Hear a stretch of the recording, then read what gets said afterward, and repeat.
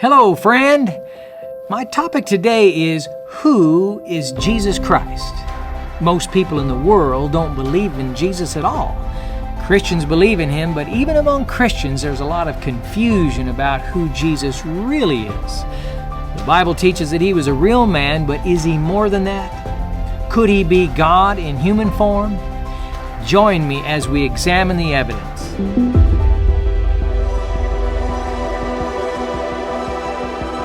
In the New Testament, the book of John, chapter 1, begins with these words. In the beginning was the Word, and the Word was with God, and the Word was God. The same was in the beginning with God.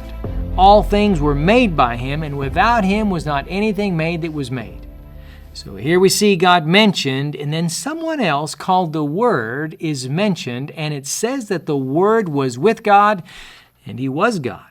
Going down to verse 14, we discover that the Word was made flesh and dwelt among us, and we beheld His glory. The glory as of the only begotten of the Father, full of grace and truth.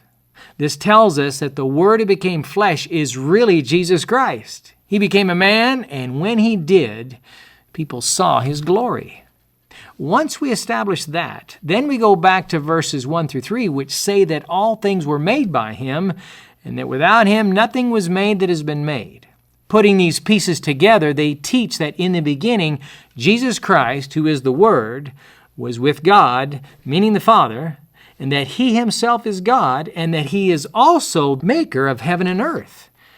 Let me repeat, Jesus is the Word who became flesh. Before He became flesh, He was with God up in heaven, and He was God Himself too. The Word was God, says John chapter 1, verse 1.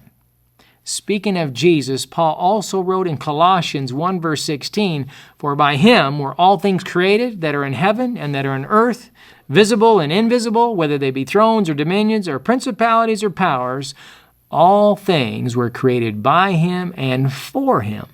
In the book of Isaiah, chapter 7, verse 14, Behold, a virgin shall conceive and bear a son, and shall call His name Emmanuel. In Matthew chapter 1, verse 23, it defines Emmanuel as being God with us. Because Jesus is the Creator God, He alone can receive worship, forgive sins, and know the future.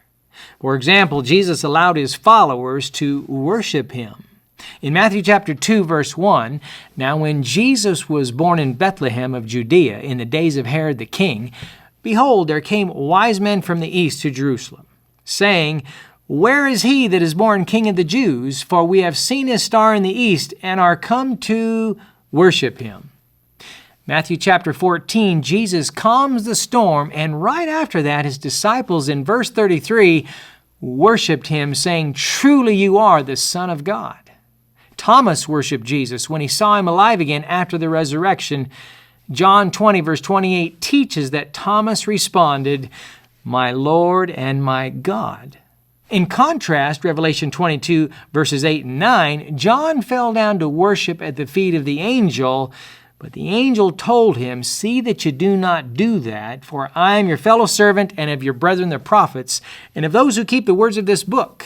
Worship God. If Jesus were not God, He would have responded like the angel, not allowing Himself to be worshiped. Regarding the forgiveness of sins, in Mark chapter 2, verse 5, Jesus forgives a man of his sins who was brought by his friends with the palsy. The scribes object and say in verse 7, Why does this man speak blasphemies? Who can forgive sins but God only? If Jesus was just a good man, teacher, or prophet, He would have committed blasphemy. However, Jesus, being divine, has authority to forgive sin because He is God in the flesh. Jesus could also see beyond our human understanding. He told Nathanael, Before Philip called you, when you were under the fig tree, I saw you. Another example was knowing ahead of time that Judas would betray Him. Peter denying Him 3 times and predicting future events like the destruction of Jerusalem. Friend, what is important is we recognize that Jesus is fully God. Acts chapter 4, verse 12 tells us that neither is there salvation in any other, for there is no other name given among men whereby we must be saved. My prayer is that you will recognize Jesus as Creator and Redeemer, and that you will from this day forward understand that this King of Kings and Lord of Lords desires a personal relationship with you that will transform your life and give you courage and hope for the difficult days ahead. If you like this video and would like to learn more, check out our White Horse Media Bible School in the link below. God bless you, friend. Until next time.